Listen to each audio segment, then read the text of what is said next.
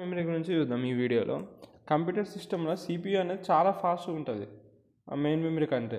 So ఈ speed difference అనేది వస్తుంది. సిపియు చాలా ఫాస్ట్గా ఉంటుంది. సో అది ప్రతిసారి డేటా కోసం వెయిట్ చేయాలి.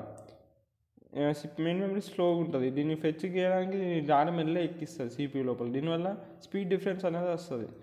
సో దీనివల్ల పర్ఫార్మెన్స్ కూడా తక్కువ అవుతుంది. ఈ ప్రాబ్లమ్ని ఓవర్కమ్ చేయడానికి క్యాచ్ మెమరీని ఇంట్రడ్యూస్ చేసిన. అర్థమైందా? సిపియు అనేది చాలా ఫాస్ట్, మెయిన్ మెమరీ అనేది చాలా స్లో. సో ఈ స్పీడ్ డిఫరెన్స్ని ఇప్పుడు ఈ డాటా ఫెచ్ చేయాలంటే ఇది చాలా టైం తీసుకుంటుంది. మెయిన్ మెమరీ స్లో ఉంటుంది కాబట్టి. సో దీనివల్ల పర్ఫార్మెన్స్ కూడా తగ్గుతుంది, స్పీడ్ డిఫరెన్స్ వచ్చింది. సో ఈ ప్రాబ్లమ్ని ఓవర్కమ్ చేయడానికి క్యాచ్ మెమరీ కనిపెట్టింది. క్యాచ్ మెమరీ అనేది స్మాల్ అండ్ ఫాస్ట్ మెమరీ ఉంటాయి అనమాట. ఇట్లా ఫ్రీక్వెంట్లీ డేటా కానీ frequently used instructions, frequently used data ఇలా స్టోర్ అవుతుంది.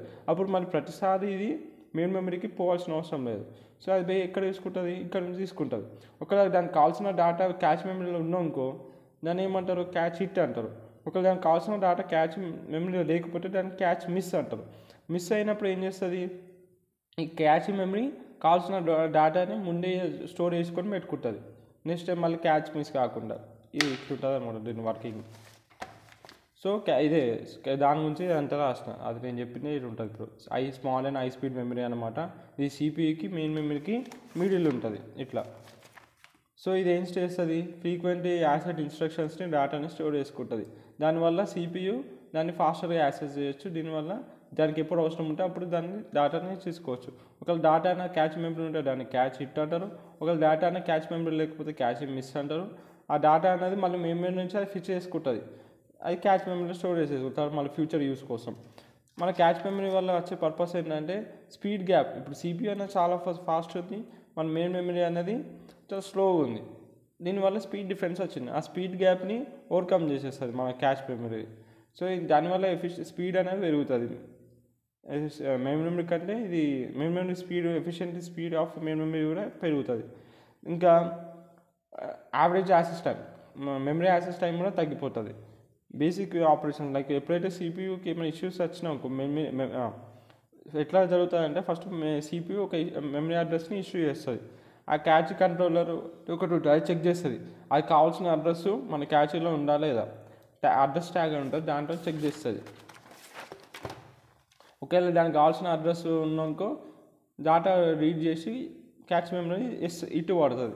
ఒకవేళ దానికి కావాల్సిన అడ్రస్ లొకేషన్ లేకపోతే మిస్ పడేసి డేటా అనేది మెయిన్ మెమరీ నుంచి ఫెచ్ చేసుకొని క్యాచ్ మెమరీలో పెట్టుకుంటుంది. దానికి అవసరం పడినప్పుడు మళ్ళీ పంపిస్తుంది అనమాట. సో క్యాచ్ మ్యాపింగ్ ఉంటుంది, 3 టైప్ ఉంటుంది. So memory block will be placed in catch. A memory block అనేది క్యాచ్ మెమరీలో ప్లేస్ కావాలి. ఇదే క్యాచ్ మ్యాపింగే డిసైడ్ చేస్తుంది అనమాట. అలా ఫస్ట్ డైరెక్ట్ మ్యాపింగ్. ప్రతి black of main memory map అవుతుంది ఎగ్జాక్ట్లీ 1 క్యాచ్ లైన్కి. ఇది డైరెక్ట్ మ్యాపింగ్. ఇక్కడ ఎనీ మెమరీ బ్లాక్, ఏ మెమరీ బ్లాక్ అయినా ప్లేస్ చేయొచ్చు, ఎనీ క్యాచ్ లైన్. ఇక్కడ చూడు, ప్రతి బ్లాకు కేవలం ఒక్క క్యాచ్ లైన్ పైనే మ్యాప్ కావాలి. ఇక్కడ ఏ బ్లాక్ అయినా సరే ఏ క్యాచ్ లైన్ అయినా మ్యాప్ చేసుకోవచ్చు అని ప్లేస్ చేయొచ్చు. ఏ సెట్ అసోసియేట్ అంటే ఇది కాంప్రమైజ్ ఉంటుంది బిట్వీన్ డైరెక్ట్ అండ్ ఈ రెండింటికి మిడిల్లో కాంప్రమైజ్ అనమాట. మెమరీ బ్లాక్ ఎట్లా మ్యాప్ చేస్తా అంటే సెట్ ఆఫ్ క్యాచ్ లైన్స్ ఉంటాయి, ఆ దాన్ని సెట్ ఆఫ్ క్యాచ్ లైన్స్లోనే మ్యాప్ చేయాలి. క్యాచ్ పర్ఫార్మెన్స్ని మనం హిట్ రేషియోతో మెజర్ చేస్తాం. దాన్ని ఎట్లా చేస్తాం? Number of catch hits by total memory assets. మొత్తం ఎన్ని సార్లు మెమరీ యాసెస్ అయింది, ఎన్నిసార్లు క్యాచ్ మెమరీ లోపల డేటా ఫౌండ్ అయింది, ఇది క్యాచ్ హిట్స్ అంటారు. సో దాన్ని రెండింటి డివిజన్ చేస్తే మనకి హిట్ రేషియో అనేది వచ్చేస్తుంది. హిట్ రేషియో ఎంత మంచిగా ఉంటే మన క్యాచ్ మెమరీ పర్ఫార్మెన్స్ అంత బాగుందని అర్థం.